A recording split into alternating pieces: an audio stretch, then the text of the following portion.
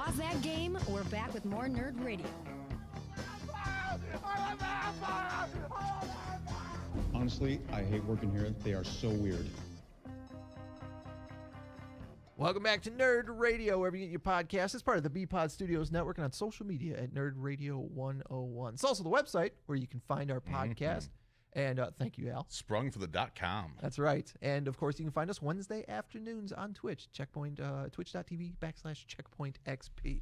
Al Beck and James in the studio with myself, Chuck Bean, as we talk about everything going on in the world of nerds. And we're going to talk about some gaming news now, because one of the things that happened last week was what they call a Nintendo Direct. Nintendo likes to do these videos on their YouTube channel and on their website where they'll basically give you a preview of games that are coming out in the next 6 to 12 months. And boy, oh boy, did they give us some previews last week. I was a little underwhelmed. There wasn't a lot in the Nintendo Direct. It was about a 45-minute video of these, a minute here and a minute there of games that are coming out. And they announced the new Smash Brothers character, and it's from a game I never played, so I'm not in. I don't. Xeno Trigger or something like that? Yeah, Xeno, yeah.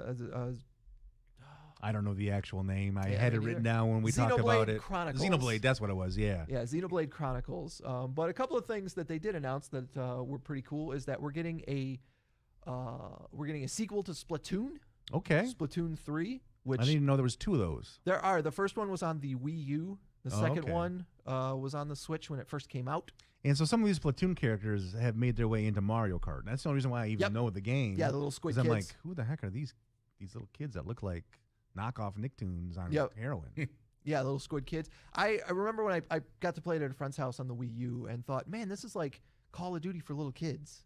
Because they're all using paint guns. Oh, is that what it is? It's essentially like a first-person shooter, but it's third person, but it works. It's squad-based. You've got like 3 minutes to essentially use your paint gun to paint more of the walls and floor of the level than the other characters. Oh, so it's more about like property, right, less about the enemy. But you can shoot the other characters too, and take them out with your colored paint. Okay. And if you kill one of the other characters, then they have to wait to respawn, and then you've got those couple of seconds to paint over stuff. So, okay. So that's where that comes in. But it's fun, but I'm bad at it. I'm not very good at any. Absolutely games terrible that at it. involve shooting. So they're gonna make a Splatoon 3. They're also going to bring Fall Guys to the Switch. Ultimate Knockout. Yeah, you got your Fall Guys. They're about a year too late for that one.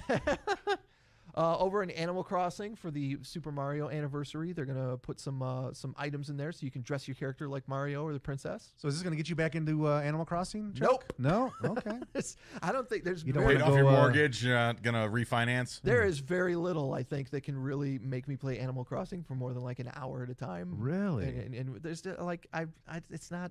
I get it. I won't even play it for a minute. How much time did you actually spend on Animal Crossing, do you think? Was there a time you were way more into it? Oh, for sure. When it first came out, I played the hell out of it. But like for that first month or so, it was like, this is, I'm building up my island and I'm finding stuff and getting villagers. And then I got to the point where I got my house about as big as I wanted. And I made a music room upstairs and I got as many musical instrument items as I could. And I was like, I'm kind of good. Oh, see? He doesn't need to be extravagant. Yeah. He doesn't want to be the eccentric guy with the eccentric island in Animal Crossing. I put a wrestling ring on my island. Okay, that's pretty eccentric. I take it back. Let him finish, James. Yeah. No, I found Tell me more. What else have you done? I found a wrestling ring and like there's a ring bell that you can really? ding. That's funny. So I put a table next to the wrestling ring and with awesome. the ring bell and stuff. Does that raccoon guy ring the bell and then? No, you have to do it yourself. Oh. And then, like, you can't really get in the ring and wrestle. You can just, like, the wrestling ring counts as a bed. So, like, you can get up in the ring, and then you can just roll around in it, which is kind of funny.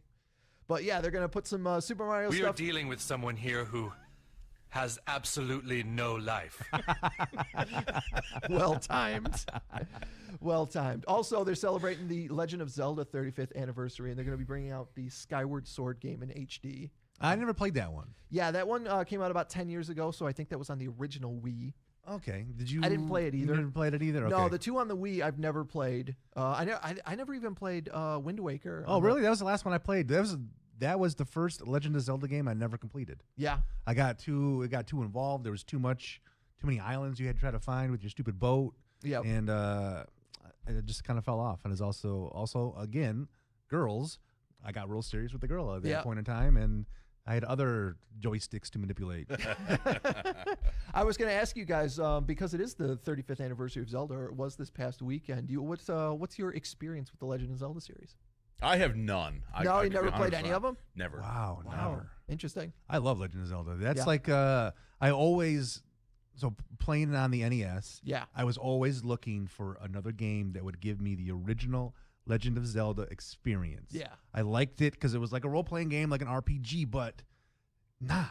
Yeah. You know, there wasn't you weren't trying to find people to join you and then have to go do like turn-based fights. You Yep. roll up and smack something with a sword, but you're still exploring dungeons and finding maps and trying to save the princess, and you're fighting monsters and stuff. So I always was looking for a game to give me that similar experience, but I could never really find it unless it was another Legend of Zelda, not including the Link version, because that I don't even. Yeah, the second one. You know, was a now I even watch side-scroller. people play it, and I'm like, I still don't know, how did this guy know to go to this place? Because they don't tell you enough. Yeah. But any other role playing game I would try to play, I'm like, oh, it's too turn based, it's too Final Fantasy ish.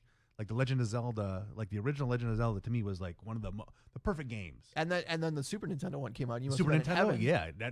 I'm playing the Super Nintendo one right now, Link to Yeah. the Past, on my Switch. Right. So I'm playing through it again. And then the N64, that's a legendary Legend of Zelda. For sure. Well, like that is awesome. I played Ocarina of Time, but I think I only played Majora's Mask for like an hour or Oh, you so. know what? Majora's Mask is one I never played. Yeah. Yeah, I never There's played that definitely one. holes in my Legend of Zelda experience, but I was also super into the first Legend of Zelda. It's funny to hear you say you were always looking for a game like that.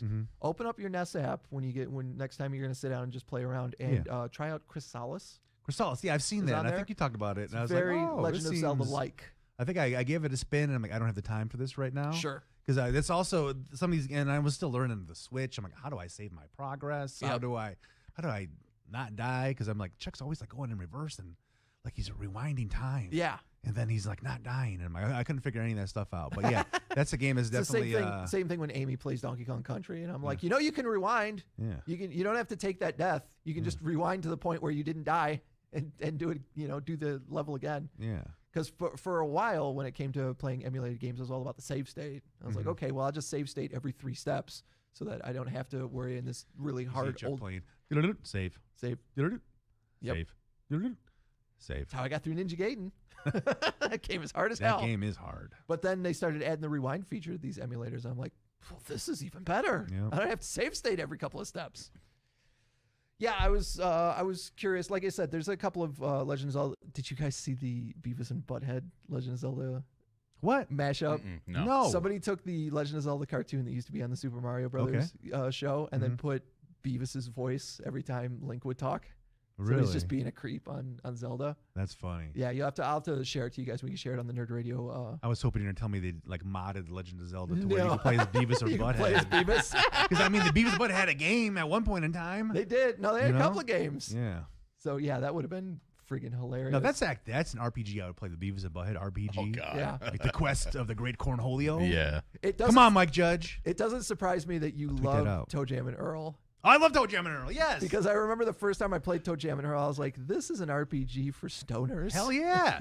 You got to help not- Santa find his presents. This has Well, first, all, you got to fix your ship. it has all the trappings of an RPG, but it's Yeah. also really dumb. Yeah. Was the first Toe Jam and Earl where you had to help Santa, or was that the second one? I think it's the second one. Because I know there's one where you had to help Santa find his gifts or something. The first one, you're looking for parts for your ship. Right. Yeah. All right, well, a couple more things as far as video games are concerned. Over on the PlayStation front, with PlayStation Plus, last year around this time when COVID hit, they started a thing called Play at Home, where they, even if you didn't have PlayStation Plus, they were putting up games just like they do for PlayStation Plus and just giving them away. They're bringing that back Oh, nice. this year. And in March, the first game that they're going to put on the Play at Home series is Ratchet and Clank, because there's a new Ratchet and Clank that's going to be coming out. Okay, that's a good way to promote. Give So, away yeah. an old property to promote the new property and still. Yeah, the new use it one to comes generate out on the income. PlayStation 5 on June 11th. It's called Ratchet and Clank: A Rift Apart, but you can get the PlayStation 4 remake of the Ratchet and Clank from 2016 on your PlayStation 4 or 5, as far as I'm aware. Also, I don't know if we talked about this when the PlayStation 5 came out, but Al, you've got PlayStation Plus. Yes. So, because we've talked before about like, we'll just download the games or we'll just put them in our library. And obviously the way PlayStation Plus works is that as long as you have a PlayStation Plus subscription, that game Stays is in in your your library. library, yeah. You can download it and play it whenever you want. I don't remember when the PlayStation 5 finding out about this, but there's a thing called the PlayStation Plus Collection.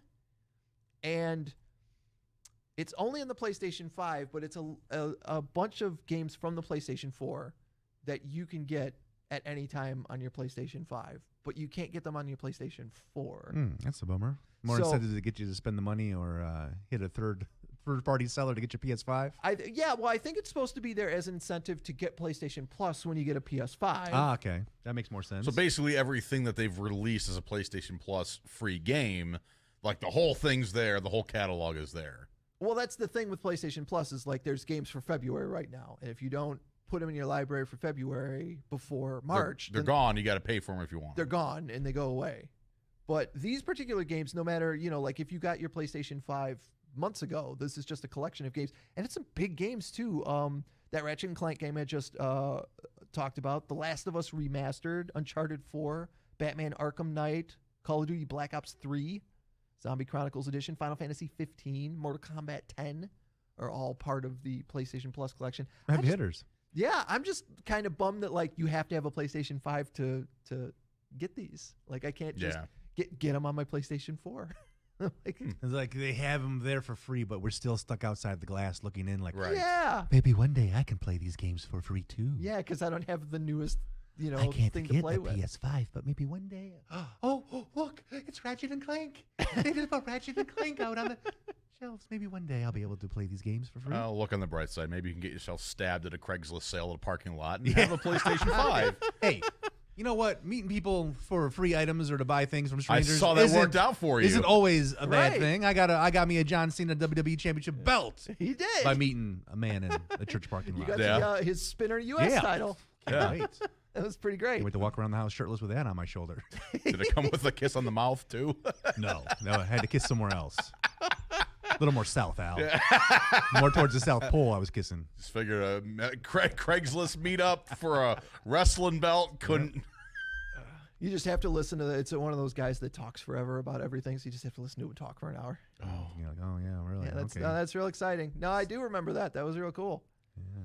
Speaking of talking for an hour, we've been talking for over an hour, so it's about time to wrap this show up.